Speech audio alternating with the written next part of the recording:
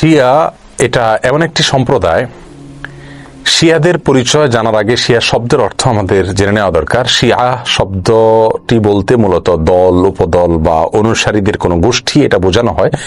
শিয়া বলতে বোঝানো হয় শিয়াতু আলিয়িন বা আলী রাদিয়াল্লাহু তাআলা আনহুর অনুসারী গোষ্ঠী, এদেরকে শিয়া বলা হয়। বা আলে বাইত রাসূল করিম সাল্লাল্লাহু আলাইহি সাল্লামের পরিবার কেন্দ্রিক যাদের ভক্তি বিশ্বাস এগুলো গড়ে উঠেছে তাদেরকে সাধারণত শিয়া বলা হয়।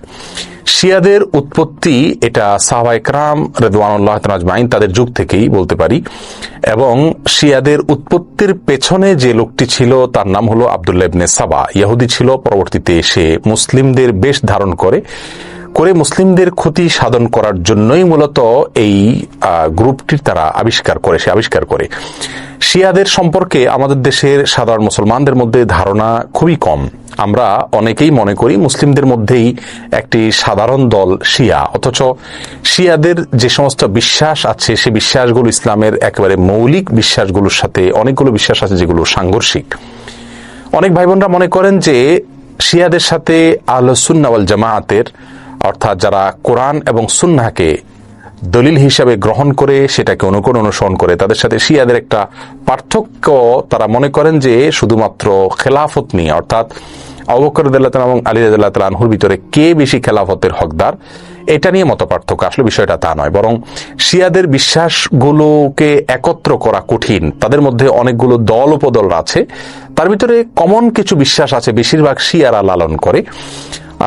তার ভিতরে একটি হলো তারা কালিমাতুত তাওহীদ আমরা যেটা বলি এটাকে যথেষ্ট মনে করে না। তারা মনে করে লা ইলাহা ইল্লাল্লাহ মুহাম্মাদুর রাসূলুল্লাহ এবং আলিয়ুন ওয়ালিউল্লাহ এটাও স্বীকৃতি দিতে হবে, মুখে উচ্চারণ করতে হবে, তারপর মানুষ মুসলিম হবে। তাদের মধ্যে কোন গ্রুপ আছে যারা কোরআনে কারীমের 30 পারার যে কোরআন এটার ব্যাপারে তারা সন্দেহ পোষণ করে এবং তারা কোরআনের বিকৃতিতে বিশ্বাস করে বা বিকৃতি করে, এটাকে তারা সঠিক মনে করে বিকৃতি করে থাকে।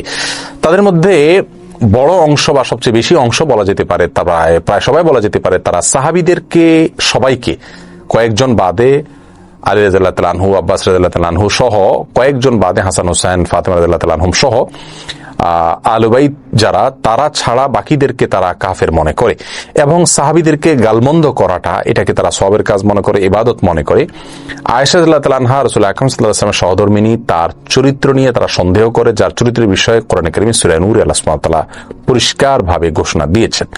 যাই হোক, এ হলো মোটামুটি শিয়াদের কয়েকটা জঘন্য বিশ্বাসের আলোচনা।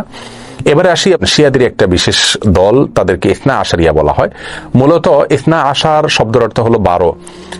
ইসনা আশারিয়া গ্রুপ বলতে শিয়াদের ওই গ্রুপকে বলা হয় যারা 12 জন ইমামে বিশ্বাস করে, অর্থাৎ যারা মনে করে যে 12 জন ইমাম আল্লাহর পক্ষ থেকে নির্ধারিত, তারা রাসূল করিম সাল্লাল্লাহু আলাইহি ওয়াসাল্লামের ওয়াফাতের পরে ধারা পরম্পরায় আসছেন এবং তাদের মধ্যে প্রথম ইমাম ছিলেন আলী রাদিয়াল্লাহু তাআলা আনহু এবং সর্বশেষ ইমাম ছিলেন মুহাম্মদ ইবনুল হাসান আল আসকারী। এসব ইমামদের সম্পর্কে, ইমামদের মধ্যে সর্বশেষ ইমাম যিনি মুহাম্মদ ইবনে হাসান আল আসকারী, তারা মনে করে তিনি লুকায়িত হয়ে গেছেন, আবার প্রকাশিত হবেন, এবং এই ইমামরা সবাই নিষ্পাপ, তারা কোনো ভুল ত্রুটির ঊর্ধ্বে, এবং এই ইমামরা সকল প্রকার ইবাদত বন্দেগীর ঊর্ধ্বে উঠে গেছেন, তাদের কোনো ইবাদত বন্দেগী করতে হয় না। এই বিশ্বাসগুলো লালন করে থাকে ইসনা আশারিয়া গ্রুপ।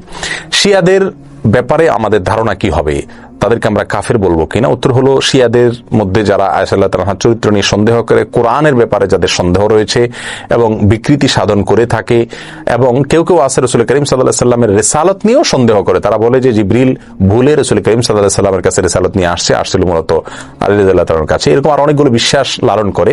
এই সম্প্রদায়গুলোকে বা এইরকম বিশ্বাস লালনকারীদেরকে আমরা মুসলিম মনে করতে পারি না। তবে হ্যাঁ, তাদের মধ্যে অনেকগুলো গ্রুপ আছে যাদেরকে সরাসরি কাফের বলা যায় না, তাদের অনেকগুলো ভুল এবং ভ্রান্ত বিশ্বাস রয়েছে।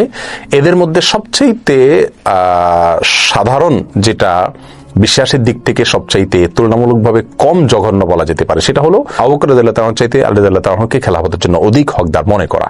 শিয়াদের অনেকগুলো ভ্রান্ত বিশ্বাস নিয়ে বিস্তারিত এবং বিশদ আলোচনা করা দরকার, তা না হলে তাদের বিষয়ে আমাদের ধারণা পরিষ্কার হবে না। একজন মুসলিম হিসাবে আমাদেরকে সঠিক ধারণা যেমন রাখতে হবে, তেমনি ভাবে ইসলামের বিষয়ে কারা কি ভুল ধারণা লালন করে সেগুলো আমাদের জানতে হবে।